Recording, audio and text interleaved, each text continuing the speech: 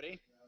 Welcome to the second Chicago .NET Mobile Developer Meetup.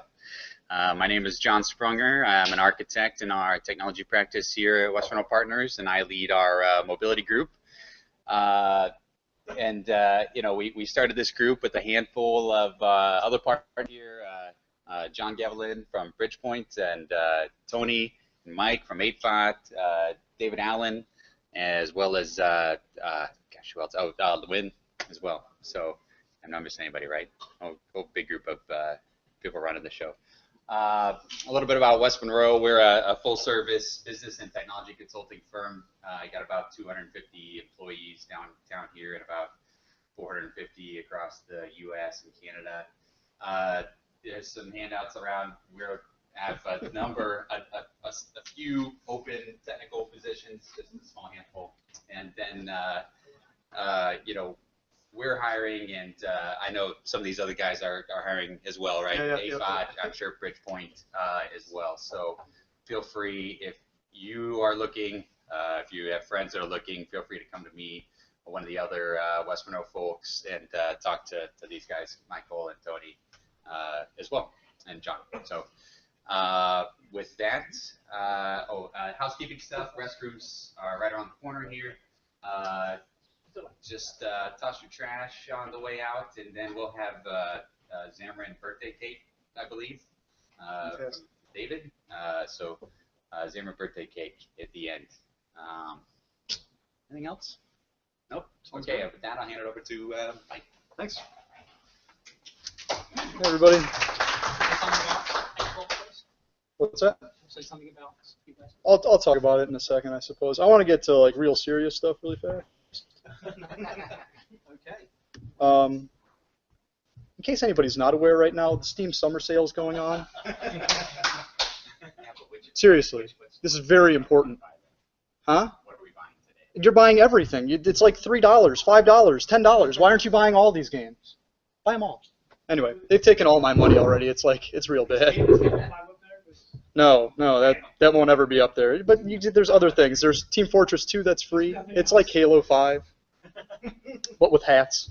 So, in any case, let's throw that out there. It's one of the important things going on here today. So, but what we're really here to talk about today is Xamarin 3. So, last month when we got together. So you can need to share it again.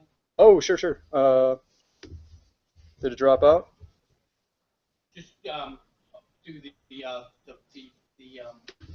share your desktop. Unshare and share again. Okay. Do unshare.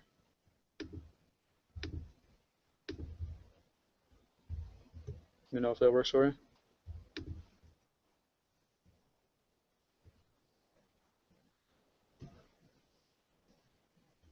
Good? Not good? Real bad? Super real bad? Doesn't seem to be sharing. How's the camera looking? Is the camera possibly going to cover both anyways? Yeah. Oh, there we go. Hope we don't even need code exam. No, we're good now. Oh, no, we're not there. Is it real blurry? Go to the... Up here? Say hello, Xamarin. Oh. I see. Hang on, let me switch. It might just be delayed a little bit. Hang on. There we go. It might take a second just to get out to you guys. I'll try and blow up the font super big so you guys can read it, okay? Is it showing on the share now? Yeah. Okay, so we'll start over again. Hi, everybody. Technical glitches. Hey, everybody. So my name is Mike Stonis. For anybody who was here last month, you'll know that we gave it our presentation kind of at a great time, just that day before we had Xamarin 3 get released. So I talked a little bit before about sort of what came out in Xamarin 3 and really talked more about what Xamarin was. You know, it's an enablement platform for .NET developers to go and build their mobile applications, right, for iOS or Android or Windows 8.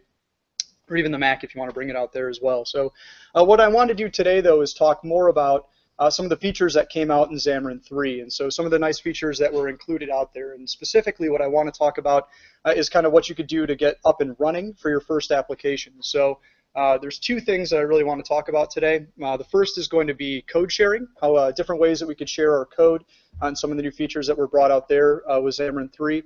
And then I want to talk about their new platform, which is Xamarin Forms, which allows you to go and do cross-platform development while still basically just writing your UI once, right? So write your UI once, target out to multiple different platforms, and get an application kind of up and running even faster. My name, again, sorry, I'm Mike Stonis. I am a developer with 8bot. We're a small company. We're not 450. We're like 4.5 developers.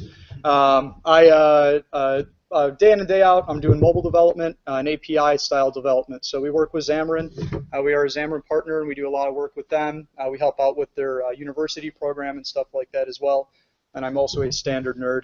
If anybody gets that joke, you've probably seen the IT crowd, so I appreciate that. So also, if anybody's looking for any development positions, we're always looking for people, so please come and let me know. So. All right, so where I figured it probably makes sense to start off here before we actually talk about any more of the Xamarin particular development was just to take a quick minute and talk about what it means to develop applications normally, right? So if you want to do mobile development, what you're going to have to do out of the box, or for the standard way to develop your applications, is either to target your iOS, Android, and Windows app development platforms uniquely. So for iOS, that means that you're going to be writing Objective-C code and then use Xcode behind that for your IDE. For your Android apps, it's going to be Java and Eclipse or Android Studio or something like that for your IDE there. And then for Windows, for us, right, for the .NET developers, we've got C# and Visual Studio. The big problem here, though, is that you're rewriting your code 3 times, right? And it's going to be something that's very error-prone. I know that even when I write code, sometimes I'll take something and have it from one application to another, and I'll be like, no, we put that on the back end, we put that null check, and then I'll realize, like, oh no, I forgot to put that null check on the client side and stuff like that, and you realize it causes issues. Now imagine if you're not super strong on Objective-C or Java or something like that, and you're not doing all the best practices there. That can compound quite a bit more. So what Xamarin's offering does for you is it allows you to take your shared code from your backend, right? Take that C# code that you've written to do all of your web service connections, your database connections, define your business models, your view models, things like that, and sort of put it all into one shared C# backend. So now those issues that you might have had with validation, issues that you might have had with communicating to web services and stuff like that, have all been put into one code base. And luckily for us, it's the best code base, right? Everybody here loves .NET. I love .NET so much. It's such a weird, I've been writing code professionally for about 10 years now, and .NET kind of had like a huge ramp up, and then it seemed like it just kind of flatlined for a long time. And then in the last year or so, it just seems like it's exploded, and it's been something that's really exciting, really cool here. We've gotten lots of new features, lots of new stuff added to .NET here as developers, and I really feel like it's one of the best languages that we have out there to be writing our apps. But so this is really cool, and so even on top of this, though, Microsoft's done a few things in the last 6 to 8 months, in particular, where they've really been trying to push people to have better code sharing across their different applications and across their platforms. And so with .NET 4, we had the introduction of portable class libraries, which give us a way to build a library which we can share across multiple different platforms. And then just recently here, we've had the introduction of shared projects, which essentially allow us to go and build a project or go and put together a project that doesn't actually get compiled, but has the source code files shared into referencing projects. And so what I wanted to do here first was, before we look at any code or anything like that for Xamarin, was just take a few minutes and kind of talk about these code sharing techniques that we have out here for Xamarin and how we could use these for sharing code across our project. So the first one that we have here that I'd mentioned out there was our shared projects, which I'm going to refer to as a better file linking. The idea with the shared code project here is that you could take source code, you could build a shell of a project essentially, and add in source code files into it, right? Add in your C# files into it, and then build a project that doesn't, or put together a project. I always want to say build, but put together a project that doesn't actually build a DLL, right? A shared code project is essentially going to go and build a shell of a project that's then going to be referenced into other projects, and the projects that it references into is going to drive what features are available, right? So for example, If you wanted to use something like a UI alert view from iOS, or if you want to use something like a toast notification for Android, you could do that with the shared project because it's just going to be dependent on which platforms that you push it onto. And with shared projects, what's kind of nice about that then is you could use things like compiler directives to say, this is being targeted for iOS, this is being targeted for Android, to control which features get used on which platform, right? So it's kind of nice. You get the use of all of .NET, but you can still be a little bit flexible there, and you can define things that are useful only on certain platforms. Our other way to share code then is portable class libraries, right? Portable class libraries are a really neat thing here, and it's something that maybe you guys have seen start to get used a lot more if you use a lot of NuGet packages and stuff like that. So the idea behind portable class libraries is you're going to go and choose a particular platform, and then choose a release type of .NET, and based on those platforms that you've selected in the release type of .NET, you guys don't care about my iTunes. Let me just sleep those. Depending on the version of .NET that you've selected in your different platforms, what it's going to do is it's going to build a DLL for you that you can then share across all those different platforms, right? So it's going to be pre-compiled. The big thing you're going to be missing out with for a portable class library is you can't put any platform specific code into it, right? In a PCL, I can't say, hey, use this code that's only available in Android, or use this code that's only available in iOS. You have to make a concession and say, I'm only going to use code that's available on all of these platforms, right? So you have to make a decision there on how you're going to provide your code. It doesn't mean that you can't still enable that code to be used across platforms, though. It just means that you have to be a little bit smarter about it. So if you want to share out parts of your code in your portable class library across multiple platforms, what you'll probably end up needing to do is define interfaces or build some kind of events, things like that, that you could then dependency inject into at runtime, or maybe subscribe to those events on your platform a little bit later on. So still gives you a way, to do native processing, but you do have to think about it. Like I said, you have to think about it a little bit more to build out those interfaces beforehand. All right. So what I'd like to do here really quick is actually jump back to Xamarin Studio and just show you guys what it looks like to set up a project with those two different code sharing styles, and show you exactly how they differ here. Right. It's one thing for me to bark at you guys. That's a different thing to actually see it in motion. So let me switch over here out to Xamarin Studio. And can you see, did it switch? I don't know if you guys could tell. Did it switch over? It's on a delay. Yep. Got it? It's good? Switched? Okay, cool. What I want to show is just kind of building a new solution and some of the options that we have available to us for doing that code sharing. So what I'm going to do here really quick is just build a new iOS application. Actually, we'll do an iOS and we'll do an Android app. So I'm going to do a quick iPhone application here. And we'll call this, we'll do where's it at? Single view application, and I'll call this calc, for example. And we'll add this in here. Right, for that solution then, you know what? I'm going to nuke that out here. Let's close that.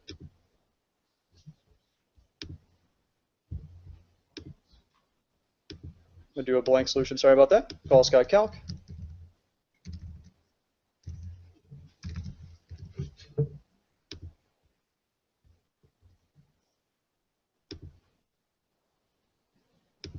Yep, and blow away those other files, it's okay. And then in here, I'm going to add an iOS and an Android project. So let me just add in two new projects. And I'm going to do an iOS project. We'll do a single view application. We'll call this calc.iOS.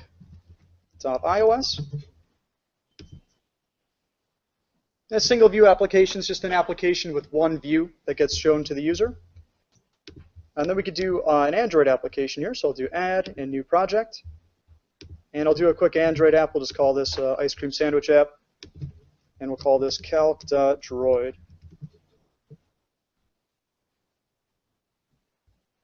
All right, so now I have two just real basic applications. There's really nothing going on with these guys. If I were to run this here out of the box, we'll just do the iOS one. Give it a second here to compile out. You'll see that we just have some real, basic applications right out of the box. It's the stuff that just comes when you build a brand new app, right? So nothing fun, nothing all that exciting. but just give us a quick idea of where we're starting at here. Maybe.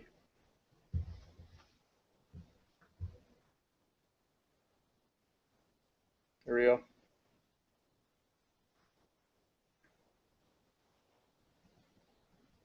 Exciting. This is almost as good as Yo, right? This is the new Yo app. It's just called. That's it. There's nothing. No icon, no name. It's just nothing. It's very simple. Yeah. Steve Jobs would love this app, right? It's extremely minimalistic. So let's say we wanted to share some code across these applications then, right? So like I said, we've got two different ways that we could do that now that were recently introduced here. Our first way that we're going to have is going to be our shared code. So I'm just going to come out here to C#, and I'm going to add in a shared project. I'll call this calc.shared.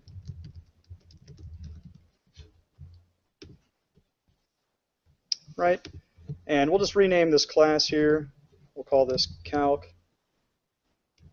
Lots of calcing going on. And we'll make this public.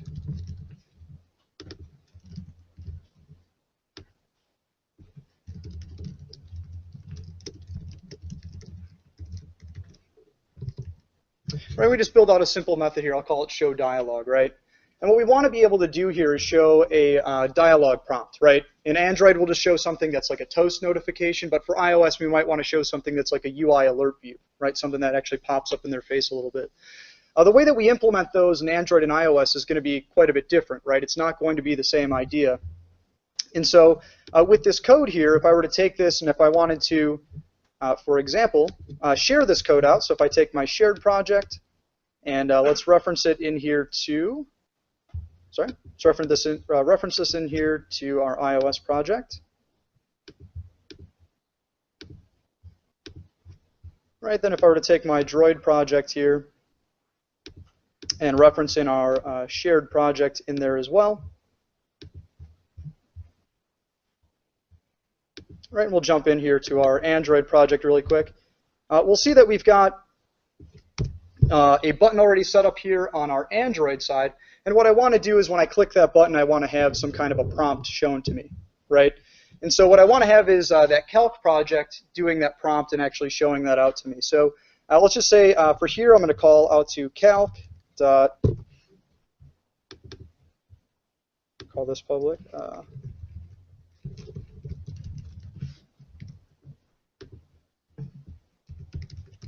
shared dot calc dot show dialog, right? I just wanted to show that dialog off here to me. What's neat about the shared projects then is that inside of my code, what I could do is I can put in an inspection to see which platform that this is being called from.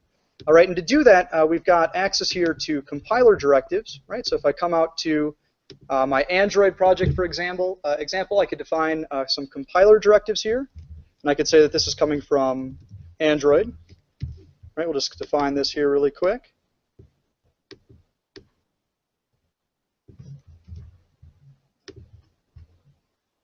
We can make use of those directives, so I could say if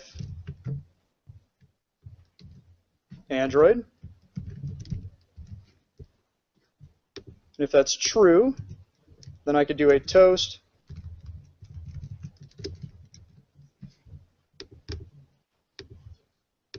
oops.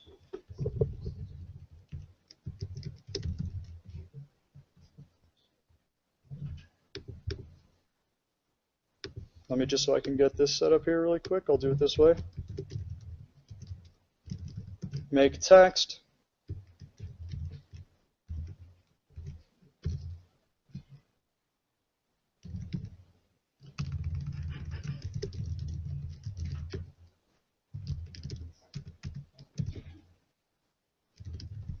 Sorry, this is seeing how the sausage is made really quick. Show notification, we'll do this as a short.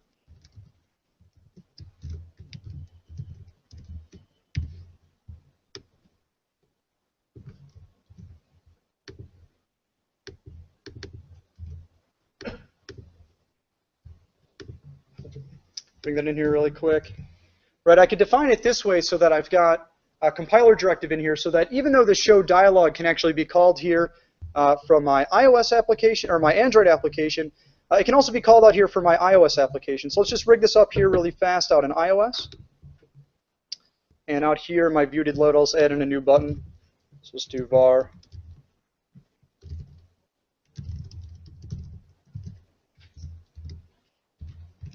Sorry, we'll do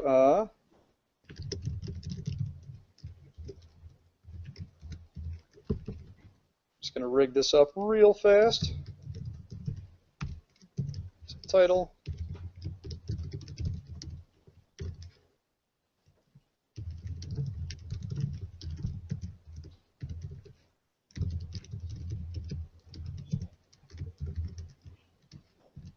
iOS has some real lewd looking button click handler names. And we could make another call out here to our calc.shared.calc.show dialog here as well, right?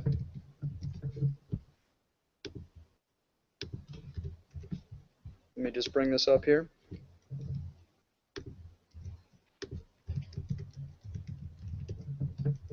All right, so what's nice about this then is we're going to have one essential piece of source code, right? We've got one bit of source code out here in our calc.shared, and then this calc class here, where we could define a method, in this case show dialog. But for show dialog, we're only going to be showing this dialog prompt. We're only going to be showing this notification on Android. So for example here, if I came and ran this application out on iOS first, we could see that it builds out, right? It's the same C# code file that's shared out on both platforms, but it's removed the bits for Android, right? Oops, I don't think I added a size out here. Let me just add in a quick size, sorry about that.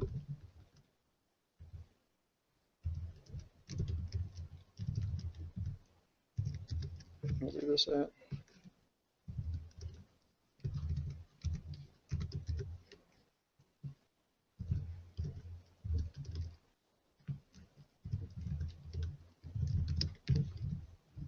Probably enough there. Oh, yep, new rectangle left. Sorry about that. There you go.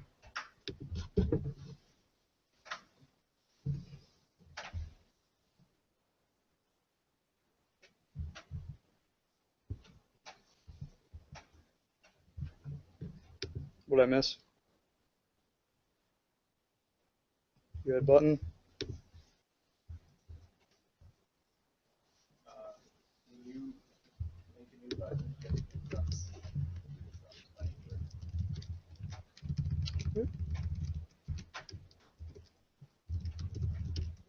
UI button type. Let's get system.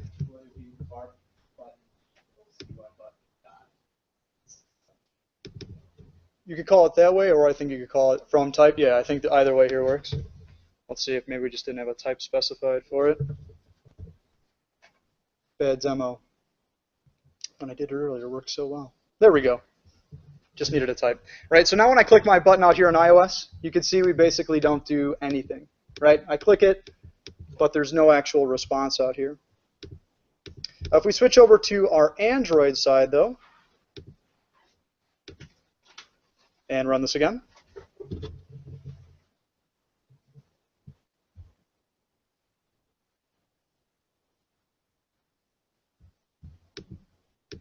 let me see if I can get the emulator a little boot in the butt.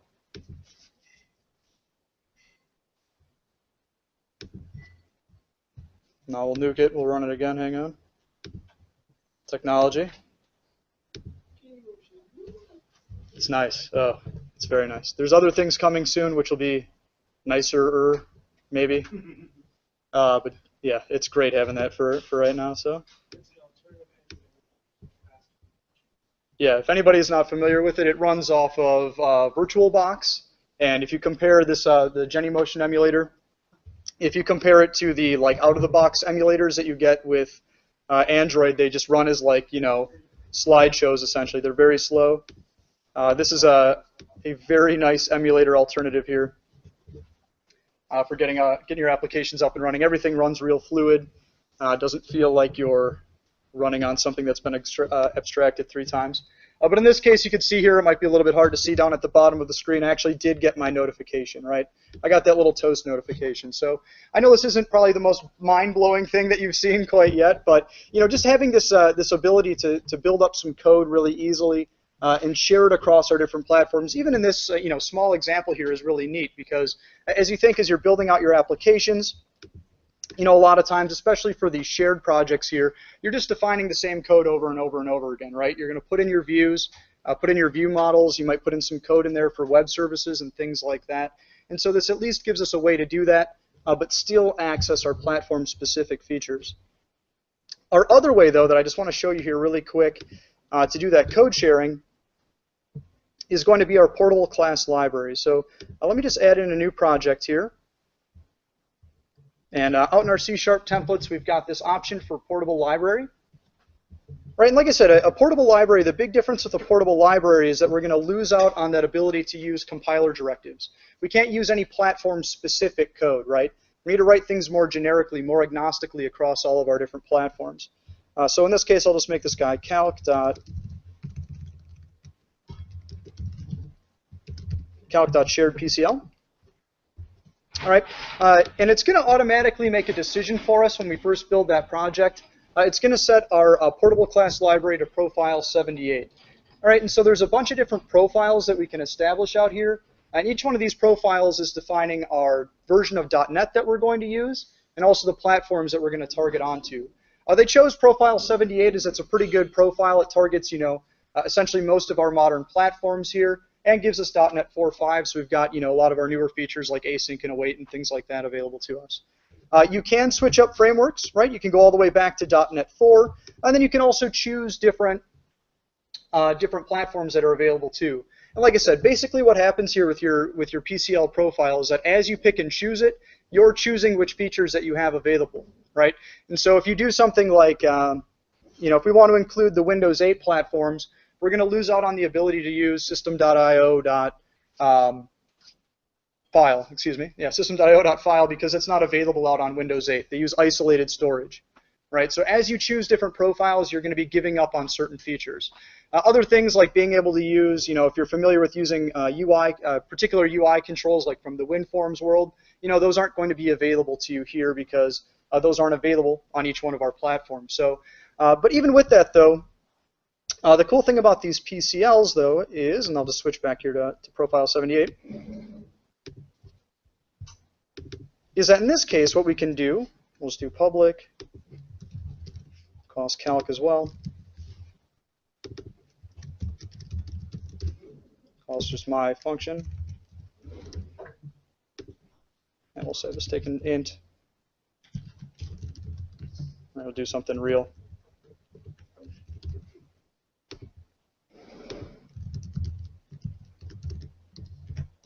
The cool part about these PCLs, though, is that although we may be missing out on some of the platform-specific features, we still can go and actually build a DLL that we can then share out to all these different platforms, right? So it's going to be pre-compiled. It's something that we could take, put out into a code repository. So if you have your own local NuGet, or if you want to kick it up to some place like NuGet, you're going to want to target a portable class library because then you'll actually have a DLL that you can share.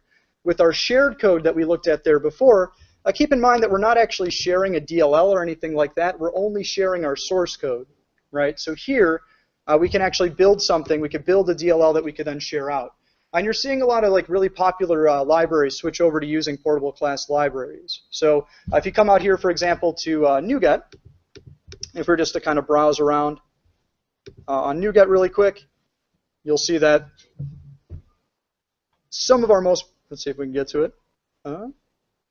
Some of our most popular libraries that we have available out here, things like JSON.NET, Microsoft's HTTP clients, which I think are down here, all are built supporting portable class library profiles, right? And that's pretty cool because that means that you could take that same DLL, bring it out to iOS, bring it out to Android, bring it out to all those different platforms, and know that it's going to work consistently no matter where it's been deployed out to. So probably don't need to spend too much time here going through the PCL side, but really kind of a neat thing, really kind of a neat way that you can go and build that DLL to then share off. Any questions, I guess, before I go forward? Any questions about the differences between those two? or why you would want to use one. I get asked that quite a lot. Why would I use one of these shared projects over PCLs? I get asked that like once a week or twice a week probably. I usually say for shared projects, start off, or for if you're building out your project new, start off with a shared project. That way you've got a little bit more flexibility. So if you don't know what your architecture for your application is exactly going to look like quite yet, or if you're still kind of in a fastly changing pace, I guess, you do have a little bit more flexibility with those shared projects. So if you're building out something and then you say like, no, we're not doing it that way, the shared project allows you kind of to fudge things out and to put in some platform-specific features as you need it. Whereas with the PCL, it's going to be a little bit more clean cut, right? You're going to need to think through your architecture, and you're going to need to make sure that your application's design is a little bit more set at that point in time. So, with the PCLs, if you want to share out that code, if you want to do platform-specific things, what you're going to need to do is you're going to need to define interfaces and stuff like that to then share out. And we'll take a look at that a little bit later here today of an application that's doing actually both a shared code project and making use of portable class libraries. So. Mike, could you unshare your desktop and share it again? Sure. Yeah, no problem. Do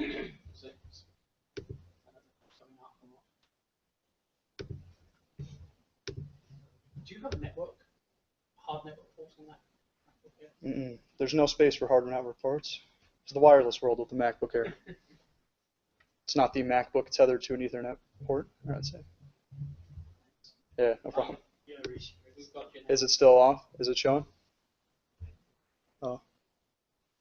Did I not reshare it? Let me do desktop, screen share, PowerPoint.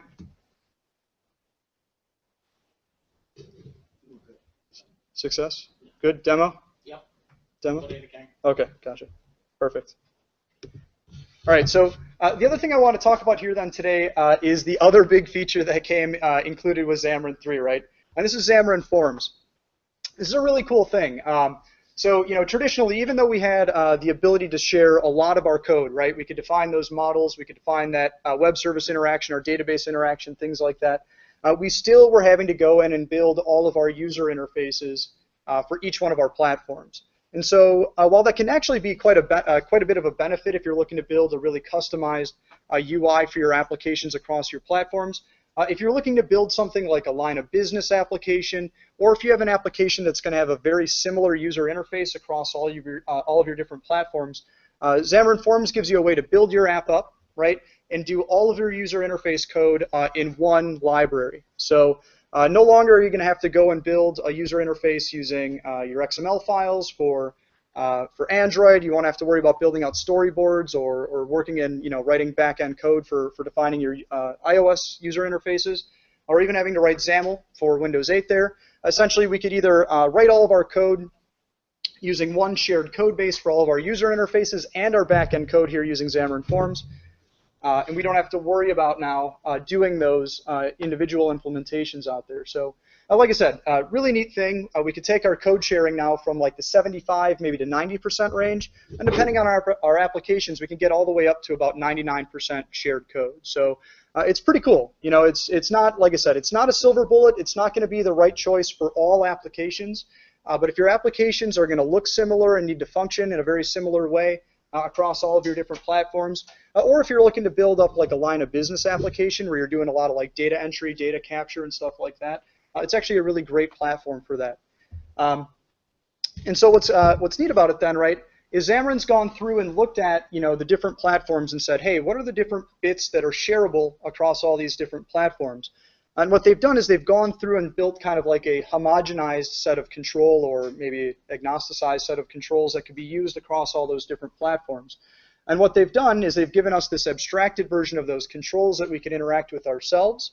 And then using those controls, what they'll do is they'll take them from the Xamarin Forms version that we've interacted with and transform them into native controls on each one of those platforms. Right? So it's not like you're using something, you're not ending up with like this weird Frankenstein Xamarin button or something like that. At the end of the day, it's going to render out a real UI button on iOS, or it's going to render out a real button on Android, right? It's actually going to use the native controls, but as we set them up in our code base, we're just going to be using that layer on top of it so that we can build it generically for each one of those platforms. And so what I've got up here are sort of two different concepts for Xamarin Forms. The first one is the concept of pages. And so pages for Xamarin Forms are what get displayed to the user. It's that main page container that gets displayed to the user. You can see we've got a couple of different styles of pages. Over on the left, we've got our content page, which is just a single page type view for Xamarin Forms. We've got the idea of navigation and master detail pages, so being able to switch back and forth and actually navigate to multiple screens. We've got the concept of a tab page, so being able to tab through, and then also carousel pages, right? So you could swipe through between different pages there. Once you land on a page, then we have our different layouts that they've built for us. And this is actually kind of a neat thing. If anybody's done a lot of setup or a lot of mobile development, you know that setting these things up sometimes can be quite a pain in the butt. And then also on each platform, the way that you set up something like a table view source or your list view can be a bit different just because each one's chosen their own implementation style. And so with Xamarin Forms, we've got one consistent way to show a stack layout, relative layouts, things like that. If we want to do like pixel perfect style layouts, we could do that using absolute layouts, right? So it's kind of nice that they've given us, our standard set of layouts that we might be using for our mobile applications, but instead of having to know the different nuances between iOS or Android or anything like that, we could just build it across this one platform. Additionally then, they've taken that same kind of idea for all of our different controls that we have available on those platforms. Right, so that idea of having a button or some kind of an entry field where you could go and type in text has been built out generically. So now you don't have to, know is it, on iOS, is it touch up inside or is it the click event? What am I actually dealing with? They've gone through and they've made it so that now you'll be interacting with a button, and when you say button.click, it's actually going to perform a click event for you. So really neat stuff here. I think it's a really kind of a neat thing, really kind of cool here. Nice way to get up and running really fast and actually be able to deploy out to iOS, Android, and Windows 8 platforms. All right, so I figure probably the best way to talk about this is to show it, not to talk about it, I suppose, but to show it visually. So really quick, let me switch back over here, back to Xamarin Studio, and we'll see if we're successful this time. You guys, did it switch over? Did we lose the feed? Last time I did that. It seems like it's 50%. It's 50-50, flipping a coin. Good. It's good? It's good? We got it this time? Okay, cool. Right, so if we want to make a new Xamarin Studio or a Xamarin Forms project, right, we can either do it out here using Xamarin Studio out on the Mac, or you could also do it using Visual Studio out in Windows. Depending on the platform that you're coming from, you are going to be able to build different project types. So if you're using a Mac and you want to make a Xamarin Forms project, you're only going to be able to target Android and iOS just because the Windows components aren't available to us. But if you're out on Visual Studio, and if you've got Visual Studio 2013 with Update 2, you could do Xamarin Forms applications and get iOS, Android, and Windows 8 as well out there. So, but setting up a Xamarin Forms project is pretty simple, right? So if we just come on here and do a new solution, you'll see out here in our templates, we've got a few different template options for Xamarin Forms application. There's three options here. We've got a class library that we could use to share code across our projects. It's similar. It's one of those portable class libraries just like we saw just a few minutes ago here. And then we have an option to set up our Xamarin Forms application and share our code for that application either in a portable class library or with a shared project. I'll just do it here. I'll do my first one with a shared project really fast, just to show you what that looks like. But we'll call this Xamarin Shared Forms, and build that up here. It'll take a minute. You might notice up here at the top, it's going and pulling down some things. It's saving some stuff. What it's going to do when it builds this first, when you create this project the first time, is it's going to go out to NuGet and pull down some additional libraries to use, right? So it's going to pull down some libraries for our Android and iOS projects. I'll get these open up here a little bit. Right, so that we could interact with our Xamarin Forms components. Right, so if we take a look at our iOS project here, you'll notice that in our solution, we got 3 projects created. We had our Xamarin Forms project here, or just our project with, it's just called, in this case, Xamarin Shared Forms. And this is our core project. This is where all of our shared code's going to go into, right? So this is where we're going to define all of our views. This is where we're going to put all of our button click logic, all of our user interface interaction logic, and things like that. And then for our Android and iOS projects here, this is where we're essentially just going to set them up one time, right? We're just going to kind of rig everything up and then make our best attempt to not touch them after that one-time setup here, right? So I'll show you how that kind of plays out in just a moment. But like I was saying, we did pull in some additional components here from NuGet. So for iOS, we pulled in the Xamarin Forms bit. Same thing out here for Android. Additionally, we pulled out a support library so that we could support older Android devices as well. And then out here in our Xamarin Forms project, you'll see that we just have one file out here. It's called app. And app just has a method called getMainPage. Right? And so the idea here is that using this shared project, we could define all of our user interfaces, and then our platform-specific projects then we'll just have a reference out to here and can use that to actually build up our UIs, translate everything to iOS or translate it all to Android and get it displayed out to the users. I'll go through this kind of at a high level. I'll show you sort of what gets set up here. But if you're familiar with Android development, or if you've done any Xamarin Studio or Xamarin development for Android before, you'll see that the Android project looks just like a regular Android project.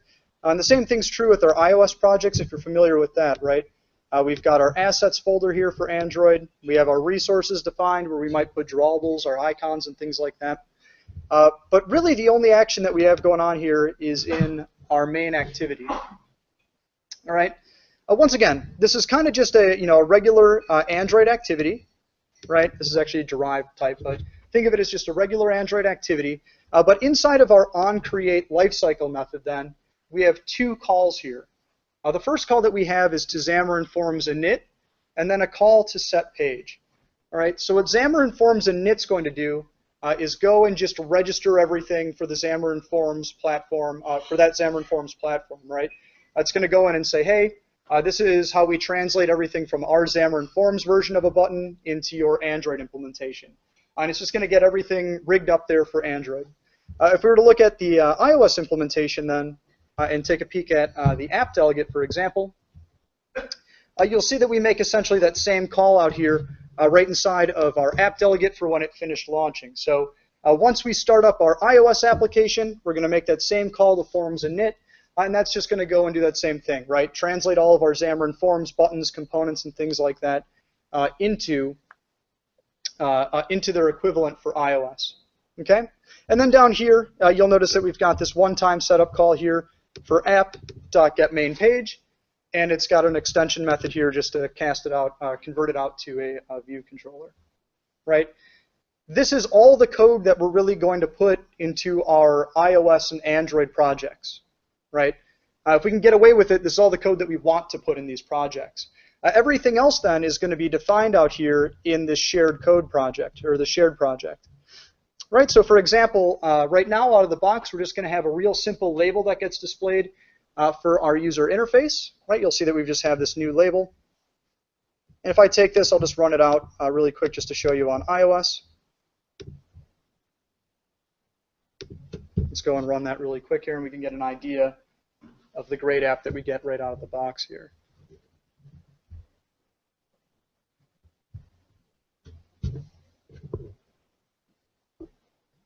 Right, you can see I've just got a simple label out there, Hello Forms. Nothing crazy.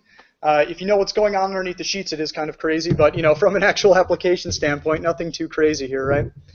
The neat part comes in the fact that now I could come out here and I'll just deploy this out on my Android project so you guys can see it out there really quick too. Just kick this out here fast.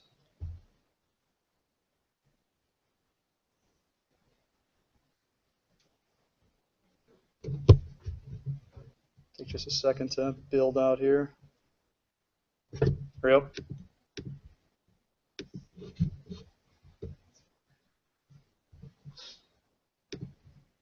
Right, but you'll see I get essentially that exact same application out here on my Android device as well. What's neat though, right, is now instead of having to go in and write a bunch of controls and build up a bunch of stuff for Android or iOS, what I could do is just modify my code out here in the shared project. So let's do something like this really quick. Let's modify that. Instead of doing a label, let me just bring in, I'll do a new var my button equals a new button, right? I've got this button here. So with this approach, you have to basically code the UI. You can't use the. Well, yes, but also they introduced the ability to write your user interface using XAML. So if you are a Windows Phone developer or a WPF developer, so I probably won't show it off today. It's really like a newer feature that they're still working on, but it does also support the ability to do your user interfaces using XAML. I believe it's a XAML 2000. You can write XAML for iOS. Yes, absolutely. That is. Right. It's really cool, right? It's really cool stuff. And so, the idea was obviously for Xamarin that we're targeting, they're targeting Microsoft developers. What are Microsoft user interface developers going to be familiar with? XAML, right? It's easier for me just to demo this and to get everything set up really quick in code, though. So I'm just going to do it that way for today. Share again. Oh, sure. No problem.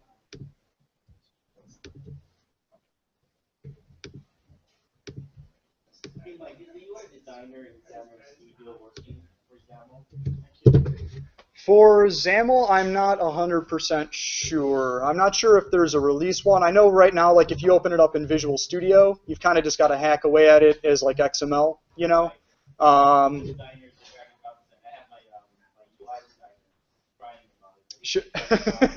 It's like, what is going on here? I don't know any of this stuff that's going on. But if you're familiar, if it's still at the same time, if you're familiar with writing XAML, you could still, still get through there, and and it's still familiar territory. So. When you said that, I thought to myself, does that mean I can write custom controls, like you change the way the XAML looks? But I see, so you can't style things yet. It's coming, right? It's still early. It's release one. It's release one. We've got a good foundation here, Is it showing? Is it sharing off the screen? Okay, great. So if we wanted to do something a little bit more interesting, right? If we want to do something a little bit more than just showing off a label here, let me just do this really quick. I'm going to add in a button. I'll just do my button equals a new button here. And you'll notice that our button has different text available, or different options available to it. So we could do things like set the text, and I'll set that to my awesome button. And then we could also do things like set the coloring, right? So we'll do color, text color equals red. So excited about it, I've turned red. What's pretty neat too, though, right, is that this is an abstracted button. So once again, like I said, I don't need to know that, on iOS, if you want to do a button click handler, it's touch up inside. It always makes me feel weird every time I say that. It just sounds like the host. I apologize. In any case, or that it's click, for Android. It's just going to be a more generic version, right? So we'll have my button dot clicked. Right, we could subscribe to that with something like a lambda here.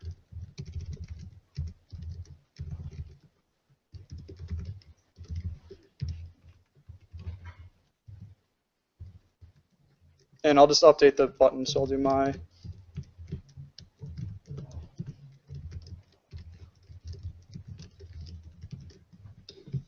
Right. So nothing super exciting. Let me bring these guys in here so I can get that centered.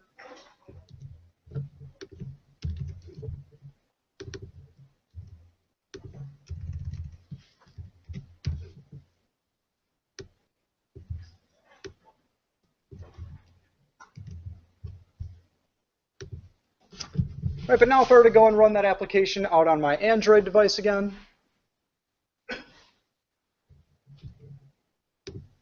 we'll see we've got my awesome button. Red probably was a bad choice for text. It's probably impossible to see here, right? But the idea is I can click on that, and now I've got it updating to show that I was clicked. Now if I switch back over to iOS then, right, and I haven't done anything platform specific,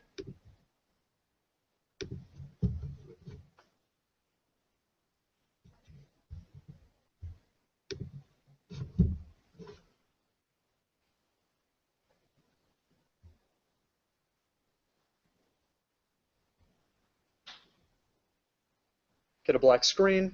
There we go. And we'll have my awesome button again here, right? Centered in the same way, just like we saw it out on Android. And when I click on it, I'll get that same event subscription. So I didn't have to write anything specific for that platform. I could just write it against Xamarin Forms here and let it translate what it needs to be for each one of these platforms.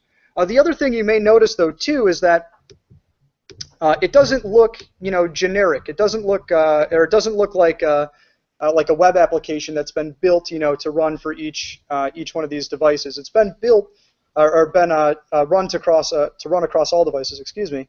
It's actually been built in this case to run natively on each one of these. So let me see here. Which one do we call this guy? Xamarin Shared. There we go. It's been built using the native controls, right? So if we take a look at this, it actually looks like an Android application. It's got the Chrome around the Android buttons here.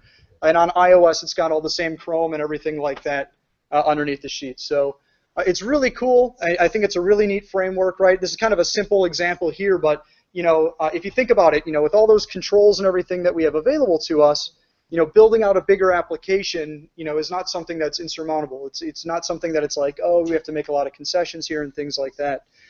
Furthermore, if we do want to do native things that aren't available to us in Xamarin Forms, we could either write our own custom controls or we can supply our own custom implementation. So Xamarin Forms comes with its own built-in dependency injector. So if you want to build implementations of controls that use native things that aren't available today, you have the ability to bring that in as well. So it's really kind of a nice, neat thing that we have here.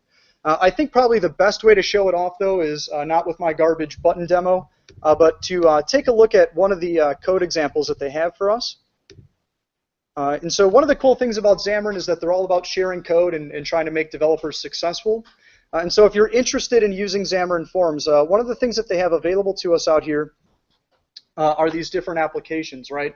They've got things like field service applications or employee directories. The one that I'd like to take a look at, though, is their mobile CRM application. And you could grab this. You could either just pull it down right from here on their website, or they have it available out there on GitHub as well.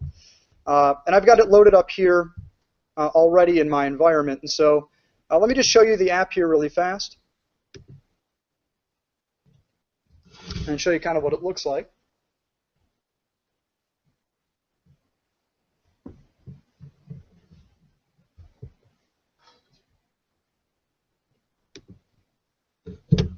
There we go. Right, and using Xamarin Forms, we could build an application that actually has maps shared across it. So, right, so we're using Google Maps over on Android, and we're using the built-in mapping functionality here on iOS as well. Right, you can see we've got a user interface that's not real simple on it. Right, we actually have the ability to show these push pins. We have these flyout menus and stuff like that. It's actually a fairly advanced user interface, right? It's not simple. It doesn't feel like it's really limited here. We have things like lists built in and stuff like that too. And the cool part is, right, we've got our iOS version here, but if I were to switch over really quick to Android, let me just set that as my startup project. Right, we could see that we get that exact same user interface out there for Android. And if you look at the code base for this it's all the same shared code, right? So it's not like we had to rewrite this for Android, or we didn't have to rewrite this for iOS. We just, in this case, there's just one user interface written for both of these applications, and then it's translated for those platforms. So we just get this up and running here.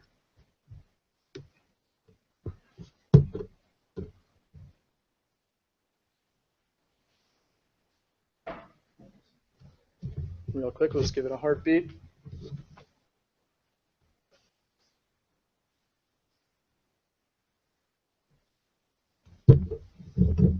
Or more than a heartbeat.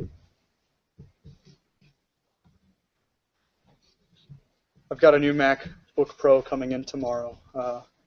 As you can see, I might need it. This thing's on its way out here pretty fast.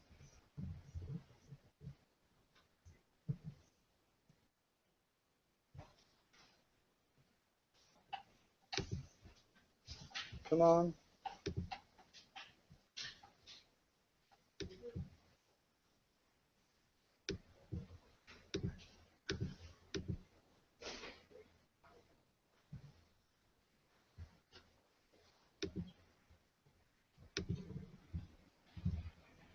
and nuke out of here. I'm going to give that another shot. Sorry about that.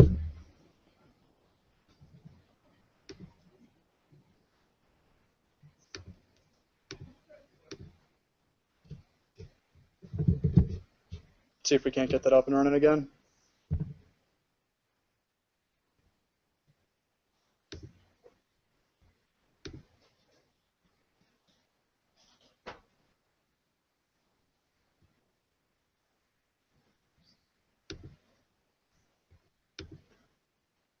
There we go.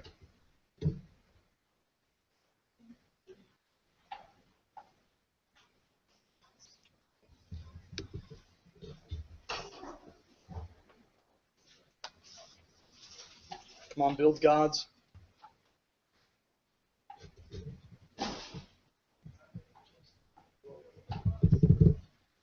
Could sacrifice some floppy disks. Got some copies of like Space Command or something. I don't know. I've been.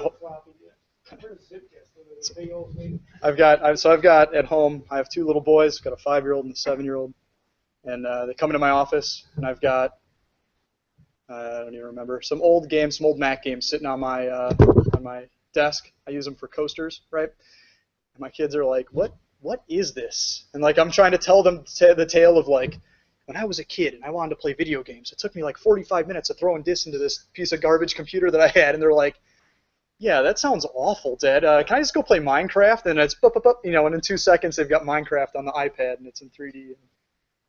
I wish I was a kid again in some ways, but so I'm not sure here. I'm not exactly sure what's going on. I swear this works. I think my my server here is just taking a break. Let me see. So while this is compiling, any questions really quick here about Xamarin Forms or anything like that? Sure. Yeah, no, Xamarin Forms has been released out there, absolutely. It came as part of Xamarin 3. They're constantly improving on it, and so the tactic that they've taken in this realm is that they push out the new Forms releases out to NuGet. So, they're constantly getting feedback on bugs, new features and stuff like that. And so they're constantly iterating on it and looking to get out new features, fix bugs, stuff like that. So even if there are bugs with it that even maybe shipped with it there, there's already been, I think, one major release since it's been released out there. And so they're trying to fix up things, like I said, add in new features and stuff like that. And so I know that they've got a lot more features coming down in the pipeline soon. And so I have to imagine that like in the next year or so, we'll see a lot, of additional controls, additional shared components that you could use across it too. So, but yeah, in terms of prime time, I mean, besides this weird compile issue, my device or whatever, taking all the time. Yeah, I mean, it's ready to go. And the thing about it too is it's, like I said, it's built to use the native components. So really, at the end of the day, all they're doing is wrapping up that native functionality. So it's not like they're building out their entire own UI, framework or anything like that. They're really just building an abstraction layer on top of the parts that are already there. So it's not like they had to define what is a, what's a new button or something like that. And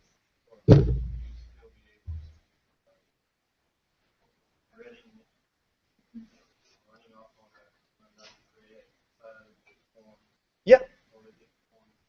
Absolutely, yeah. So yeah, absolutely. So that's a really great point. So I'll show you this here just really fast. I don't have a token out here for my map, so it's not going to load up my maps on this device. But as you can see, right, we've got that same kind of user interface, some slightly different icons and things like that, but the same kind of idea where we've got our fly-up menu here over on the side.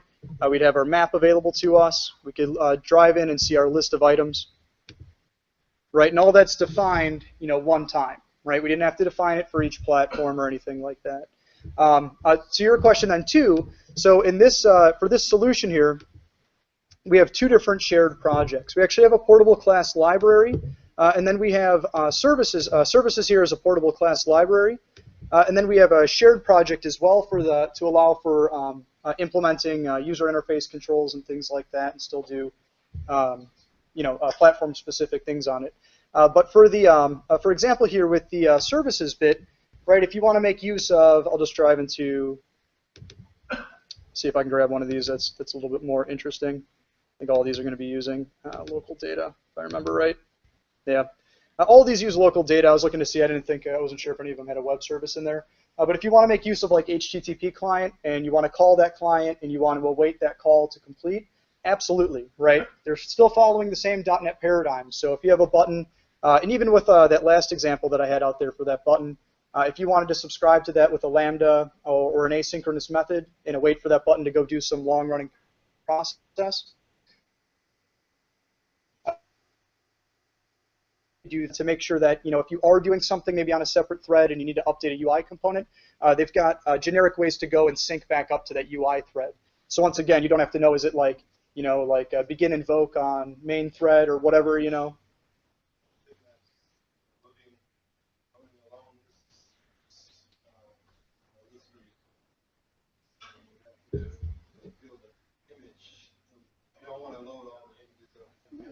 Right.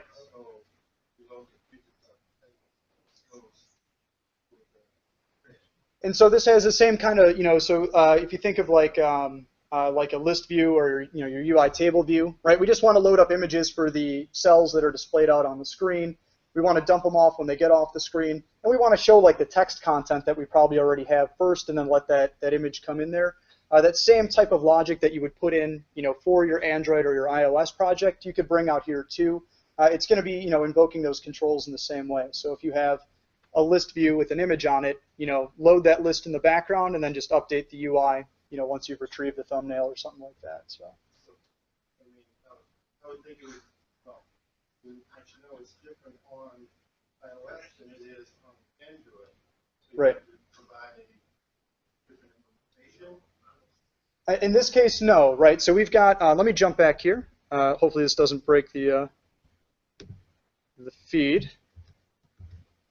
Right, so in this case here, with part of forms, we'll have something available to us like our stack layout. And the stack layout's what we could use to build like that list view or that UI table view. And so we could populate that generically in Xamarin Forms. And then, it'll figure out how to translate that off on our iOS implementation or our Android implementation. So it's pretty cool, right? You don't have to worry about like how did the callbacks work in this platform or that platform. We could write it just generically using the same .NET tenants that we would for any for our platforms that we're familiar with, and allow it to translate that out for iOS and Android there. So.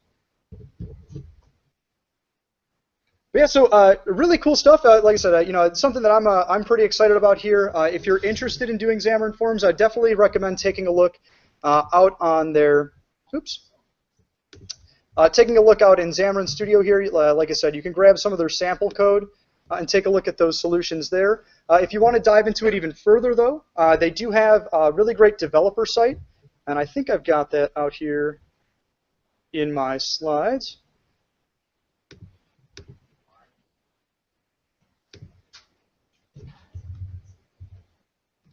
If you jump out to the Xamarin website, if you're interested in using Forms or if you're interested in using Xamarin, they do have their whole developer section out there.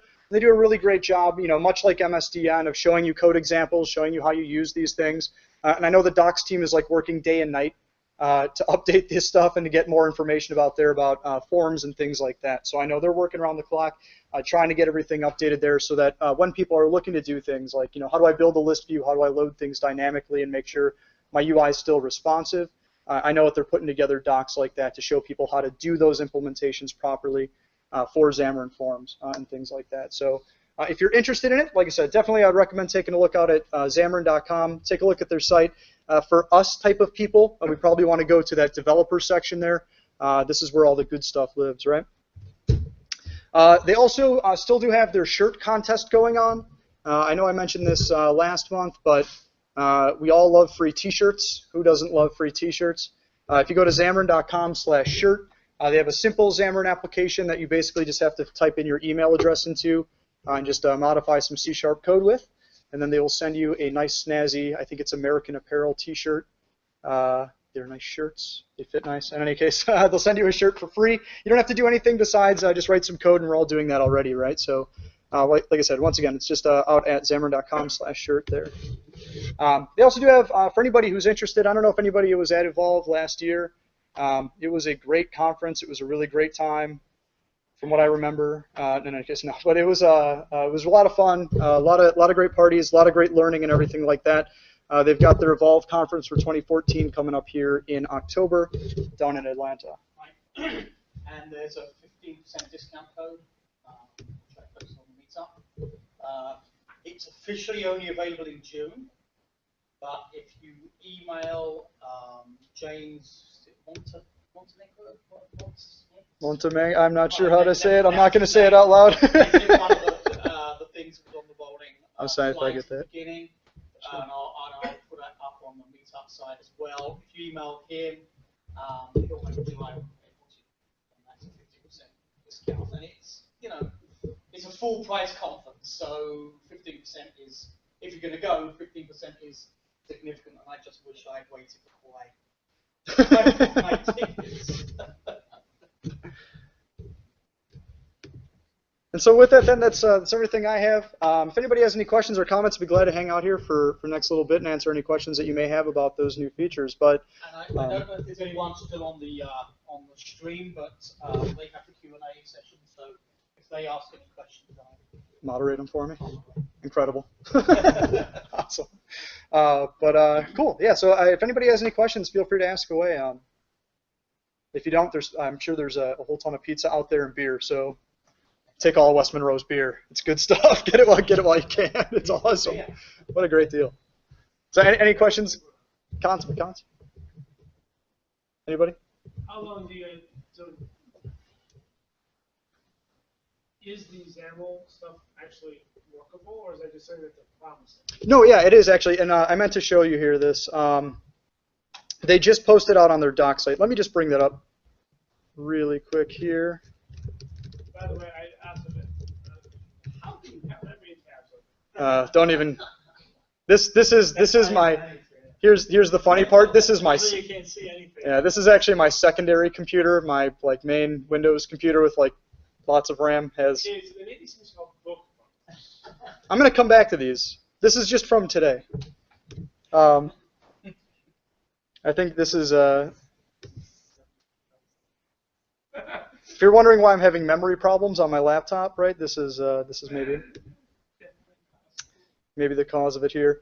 So out on their doc site, they just posted this out here the other day. It's showing how to work with XAML for Xamarin Forms. So it gives you kind of the guide out there on how to get started with everything. Brief overview in case you're not super familiar with some of the tenants for the forms bits.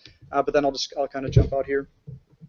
But they've got all the different markup and everything like that you would need. So how is the file reference? Is it just that's kind of what I'm looking to say, the structure, right? So let's look at introduction to Xamarin Forms. Actually, here you go. Right. Just create your project. Just create it in the core project, and that's it. Yeah, you'll put all those XAML files on your core project, right? Because remember, it's going to get interpreted there, and then. See, what this is making me wonder is something like Calvin or Michael can be used. So that probably matters. Just to behind bindings. So there is a two-way binding provider there is a binding provider available with Xamarin Forms as well. So if you want to add two-way binding and stuff like that in there. Calvin or Michael, I'm just not sure. I'm not. Yeah, sure. Maybe you could probably hack it in. Remember, most of the stuff is open, so if you want to hack it in, spend your weekends. Maybe, but there is a binding. Like I said, I didn't mention that before, but there is a binding provider. So if you want to have your back-end view models bound up to your user interface and allow for two-way communication, right? Type into text box and have it update your view model on the back end. They do offer binding there as well. So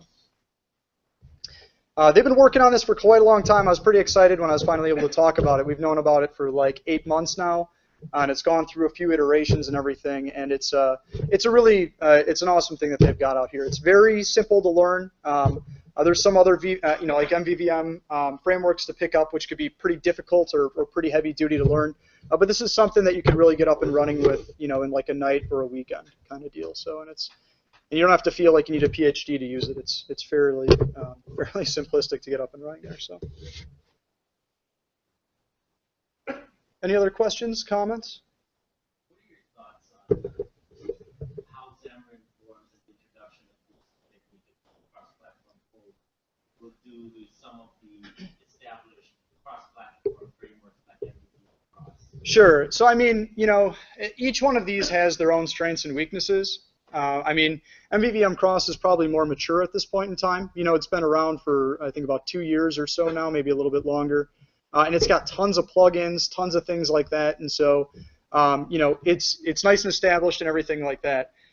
It doesn't have the backing of Xamarin, right? That's Stuart Lodge out there putting all that stuff together. For the most part, I know he's got a lot of helpers helping him and everything like that. But it's hard to say. It's hard to say if it will replace it. It's hard to say if they'll coexist out there.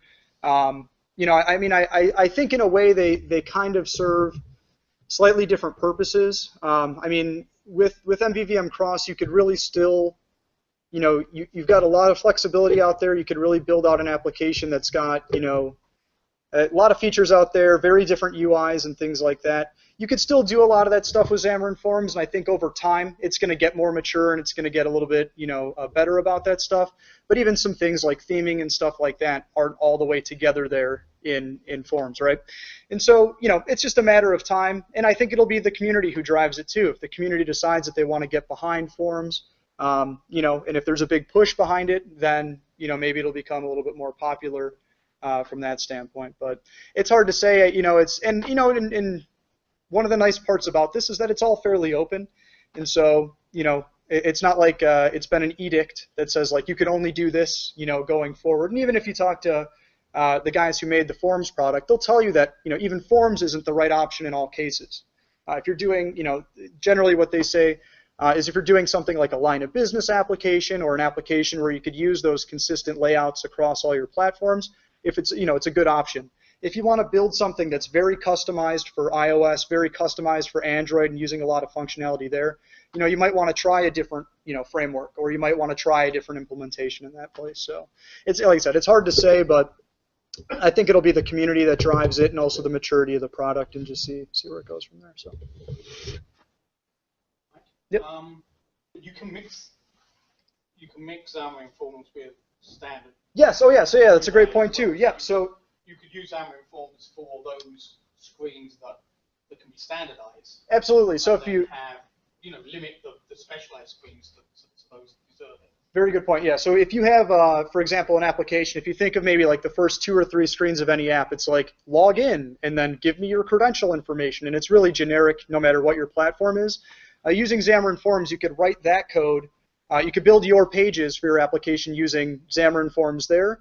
And then for your third page, after you do your sign-in, if you've got some like game-style application, let's say, or if you've got something with a really focused-in UI that has an implementation that's very Android-centric or very Windows Phone 8-centric, you could just switch back over to doing native development, right? It's not an all-in or all-out type of thing. And so, kind of going back to that MVVM cross question, I think that's one of the things that is kind of a good benefit with Xamarin Forms, is that they've tried to build it to be fairly lightweight, both from a learning perspective and from an implementation perspective. And so if you need to get in there and rip it out for certain things, they've tried to give you those facilities to get in there and remove it, entirely, and just go back to your regular Xamarin development. So yeah, absolutely great point.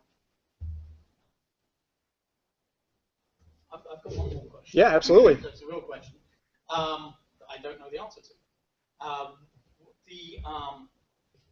So there have been in the past some memory leak issues, especially surrounding iOS and using lambdas, especially in view controllers and things like that. Sure. Immortal objects. Build your immortal objects, you can't get rid of them, right? Exactly. Yeah. Reference counted objects, can't get rid of with this abstraction in Xamarin Forms, have they managed to sort of sidestep a lot of those issues, or some of those memory leak issues in iOS still there? There's still going to be some things that can always occur, right? And if you have like things like lambdas and stuff like that, if you look at the back-end code for how they've implemented it, they've tried to apply best practices everywhere, so that when you rig up a button, you have it rigged up in such a way that you can actually, subscribe to those events, then unsubscribe to them later, So invariably, I'm sure there'll be some memory leaks here or there. It's always impossible to write an application that doesn't leak, at least somewhat, but I know that that's something that's been, there's actually been quite a bit of feedback on that, to make sure that, hey, I don't want this thing to run away on one platform. I'd also like my performance to be consistent, and that's something that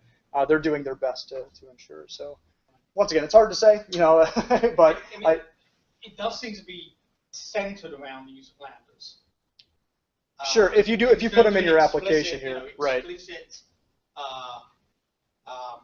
calls to, you write those methods as explicit methods and then call them. Sure. It seems to be there's far less instances of memory leak issues than when you wrap it in a Lambda and make it a C# an anonymous class. Right. That seems to be when the iOS pseudo garbage collector gets its, That's when it gets in a tip. And like in any .NET application, I think it's more visible on our mobile devices because our mobile devices, they don't have much memory available to them. We've got like a small sandboxed chunk of memory out there for us and stuff. Whereas if you were to do that on like a desktop application, you might be talking about 4, 6, 8, 12. I've got 32 gigs of RAM in my laptop, right? Type of deal. I'm not going to notice little Lambda things, but Lambdas are just a garbage collection nightmare in some ways. It's an issue for .NET all the way around because there is no good way to unsubscribe for them to them. There are ways to, but there's not. From the way most people write them and the way that I wrote like that button handler here today, that would potentially cause an issue. So I think the probably best thing that we could do there, it's probably more of an education thing for developers to let them know that, hey, when you write code that way, that you may come across some issues. And so, like I said, if looking at their code that they've implemented, a lot of that stuff is underneath the sheets brought in the right way. But if you build your application with a bunch of events that have large objects that you can't ever release, you're going to run into memory issues for sure. So, yeah, we talk about that. There is university programs. Xamarin does have a university program for certification and stuff. And we do talk about that quite a bit because it's usually one of the first things that people hit as they're just getting ready to release their app is like, we're ready to go. I got 500,000 controls on my application, all of them set up using Lambdas. They run this application for 15 minutes and realize that they can't garbage collect any of those objects because they're being referenced somewhere somehow, and it keeps on bombing out, And so we talk a lot about how do you manage those things, how do you clean that up, and so. Yeah, I think it's definitely more apparent, though, when we talk about, like I said, our mobile platforms, because you've got this small constrained device, and those things crop up a heck of a lot faster, So, yeah, absolutely. Yeah, absolutely. Any other questions, comments?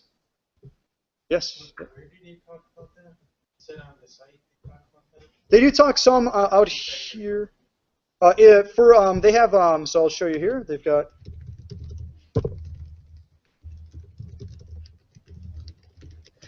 They've got a university program where they talk about developing applications for Xamarin. We have a couple of sessions out there that are devoted wholly, to building your applications the right way, applying best practices, performance optimizations, and things like that. I think that there are some docs out here on the developer site. If we just search for memory, I have to imagine, yeah, memory and performance best practices. They've got some guides out there as well under their cross-platform section, right, that talk about a lot of these same things. And I bet probably, if I search through here,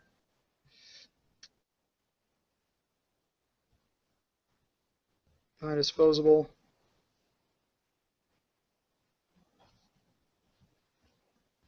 Let's see if there was a. Yeah, here's that exact example, right? Remove your event handlers, things like that. It's a pretty common memory leak out there for .NET. So,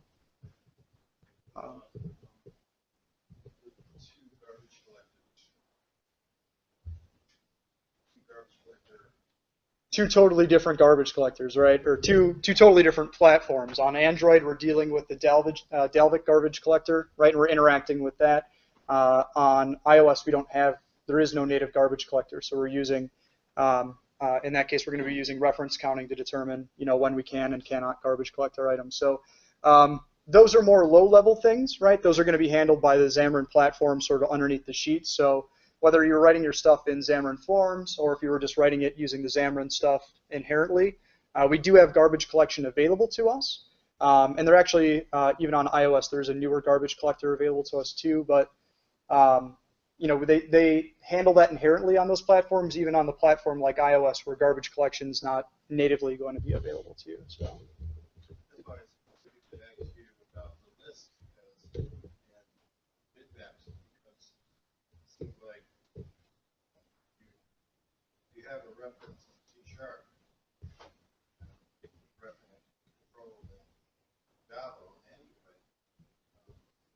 when they get collected might be. Well, even if you destroy this pseudo C# object, you don't destroy the Android object, still held memory, which is a lot more memory than the actual proxy The object. .NET object is like nothing, right? It's just like a pointer out there to the real one. So, I mean, it all comes down to probably like best coding practices, making sure that you wrap, iDisposable items in using statements, making sure that you hold like weak references to objects and stuff like that, so you could allow them to be disposed when they're out there.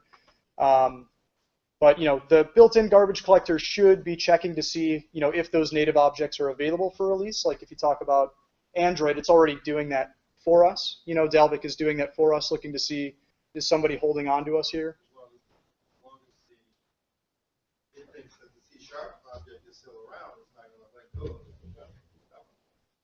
Sure, yeah. So yeah, if you don't, dispose of your objects properly, if you don't null them out or if you don't dispose of them or things like that, absolutely. I mean, you can compound what might have been just a one error and let that get even bigger by not applying like .NET best practice for garbage collection and stuff like that. Yeah.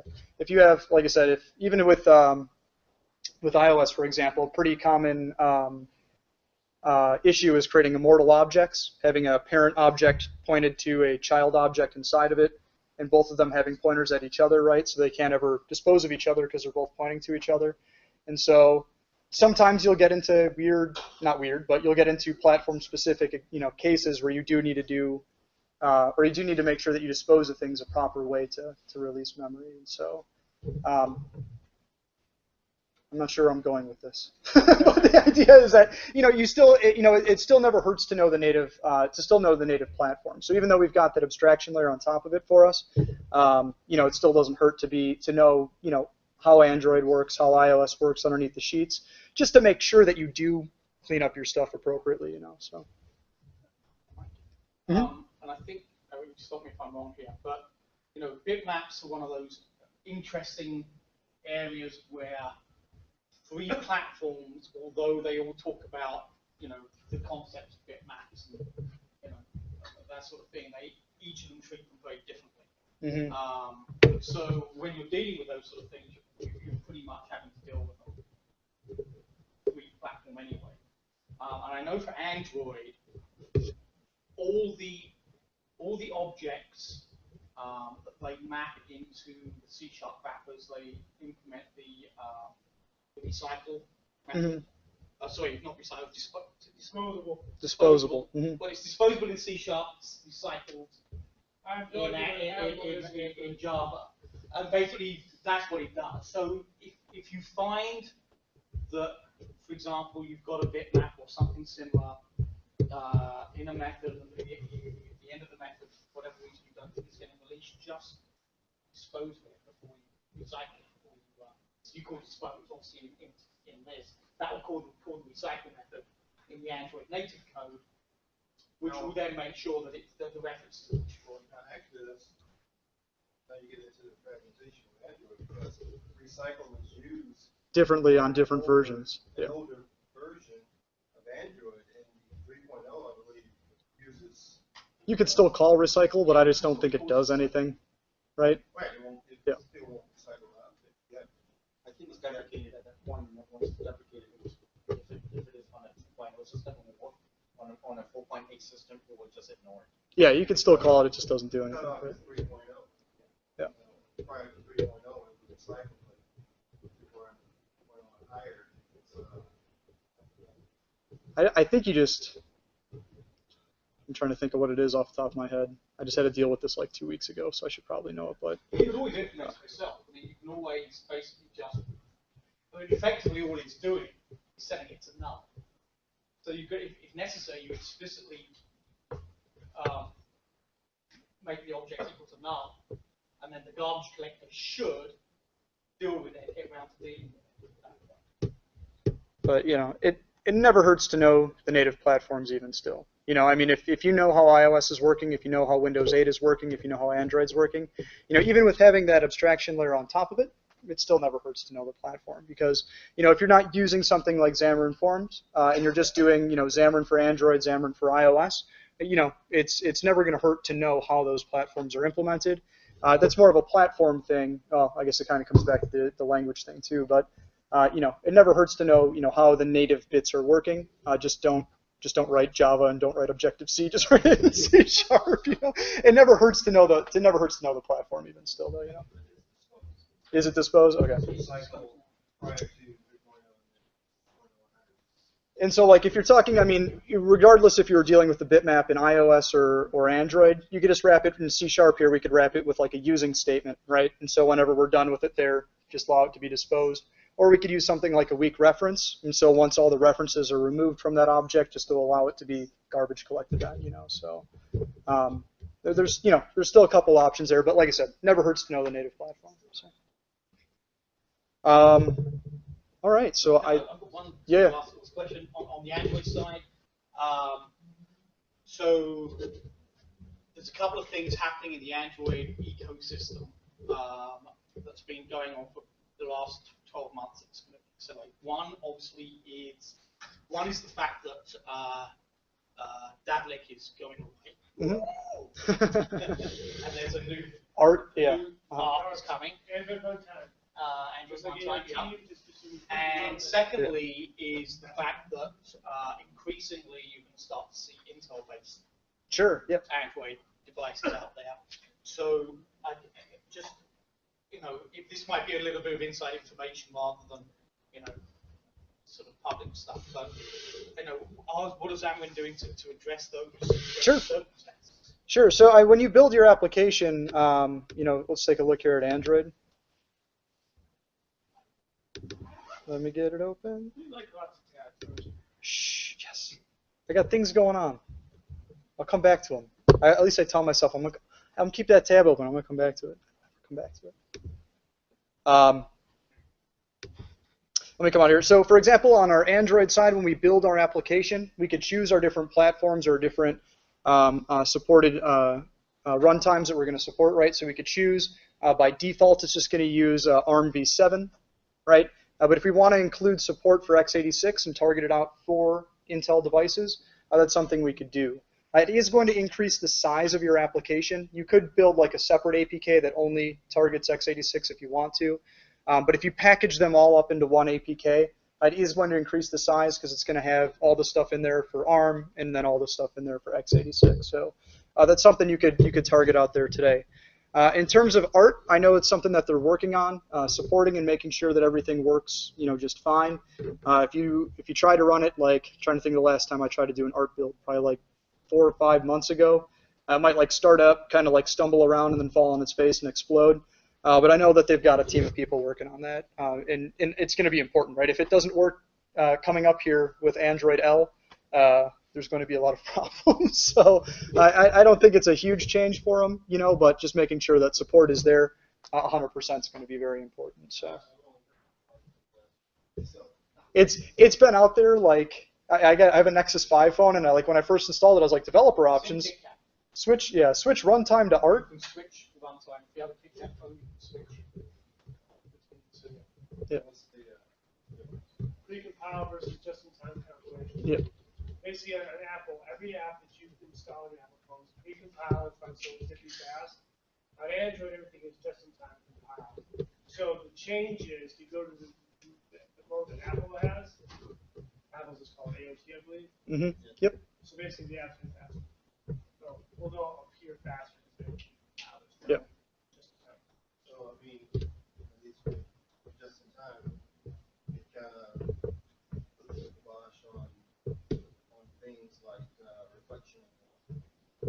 If I remember right, that art supports both and like hybrid modes. So you can still do things. You can still bring in, do reflection stuff like that, and actually bring stuff in, just in time. But the idea is to move over to that ahead of time compilations. That was my understanding was that ARC isn't pure ahead of time compilation, it's sort of a hybrid approach to it. They're trying to get the best of both worlds. Jarvik and compiling stuff, Jarvik and just in time was brought in because of the original Android code anyway, right? Like usually speaking, they don't want to deal with it. It was there because it makes sense at the time. Yeah, that was how we did it 6 years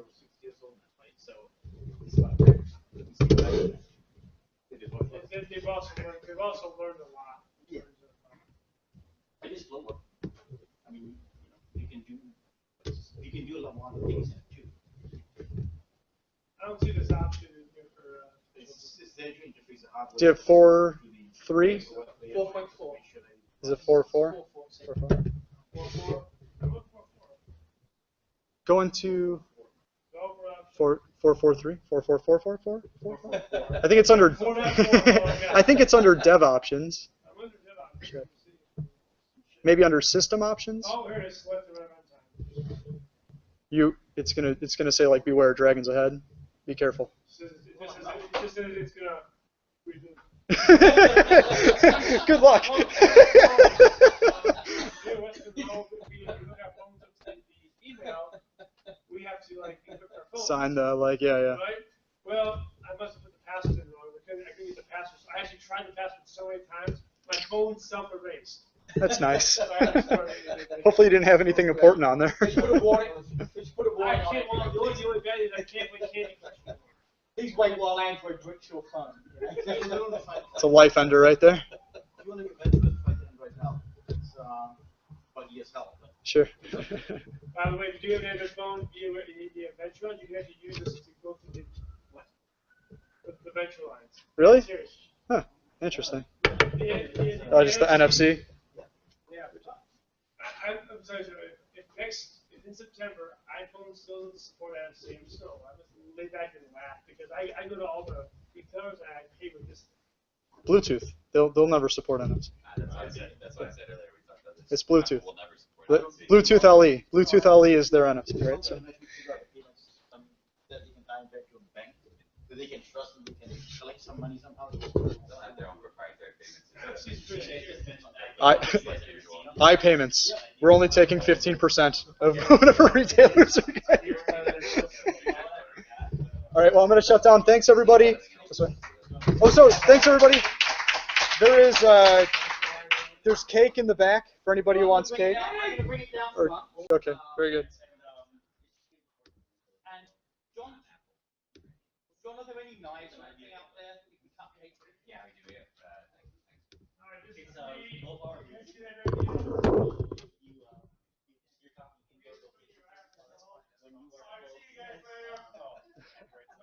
Thanks, I'm out. We got 5. No, are you for real? It's 20 minutes.